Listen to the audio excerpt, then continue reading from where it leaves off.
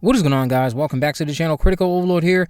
We're going to be talking about a few different horror topics in this video here today. We'll be talking about I Know What You Did Last Summer. We'll be talking about Scream 7, Final Destination 6, a Cujo remake, and Cloverfield 2. So starting off here with I Know What You Did Last Summer.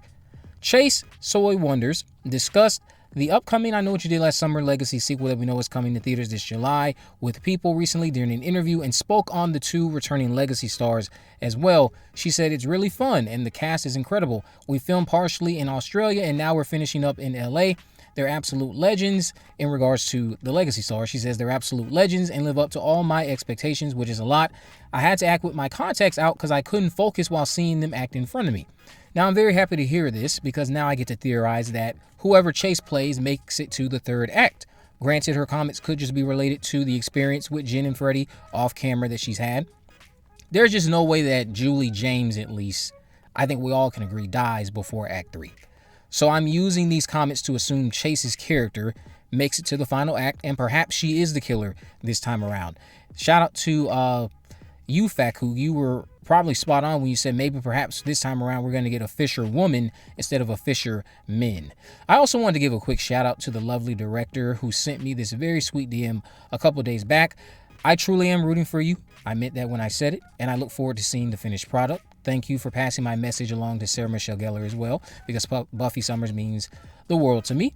I also appreciate you for listening to these videos, because I guess you do watch me, and understanding that most of my comments come from a place of care and not baseless negativity. Also, we had this recent TikTok that Chase uploaded, and it would appear the stars are filming the opening accident. Now, that's what I can only assume. Notice they seem to be in a car, dressed for the potential party I've discussed on here. So unless this is an old recording Chase shared, this was just an interesting video that was uploaded a day ago at this point over on TikTok. I'll leave a link to it in the description. Now, let's talk about Scream 7. Jack Quaid was asked about a potential return in Scream 7 by Entertainment Tonight, and he said the following. He said, "I don't know for sure yet. I will keep my mouth closed on that one." Very short and simple, but his words got us going as usual. I don't know for sure yet.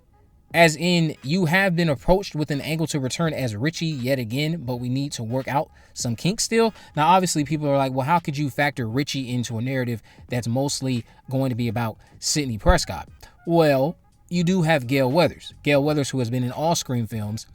Maybe she has done some digging into the life of the Baileys, Richie Kirsch, and she shares some information with Sidney. Or maybe Sidney does some research on the Kirsch's Baileys for whatever reason. There's a plethora of different ways that Richie can still be factored in, and you still have Chad and Mindy. Granted, they didn't share a lot of scenes with him, but yeah, there's ways for him to still be able to get brought up in a believable fashion, not just because of the fact that this is all about Sidney again, but you still have characters here who are still a part of Sam's story, and that includes Gale Weathers. Gale Weathers is part of Sam's story more than Sidney at this point, so she probably has some information she can share.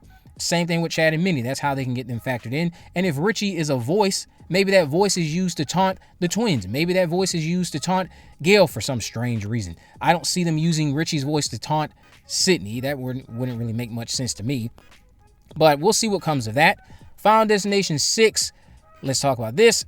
It has its official rating from the MPAA. Final Destination Bloodlines is rated R for strong, violent, grisly accidents and language. Now, who's shocked about that?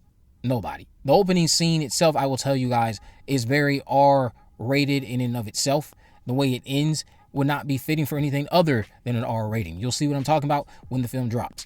Now, the film also has a runtime of 109 minutes, a little shy of 2 hours. I'm not going to complain too much, and obviously this does include credits, but that's plenty of time to give us some characters to root for, let us explore the overall legacy that they're trying to unpack here with this bloodline, and of course how that's going to loop its way back to that original film. This movie's definitely doing what the last film did, where it was secretly a prequel and connected back to the beginning.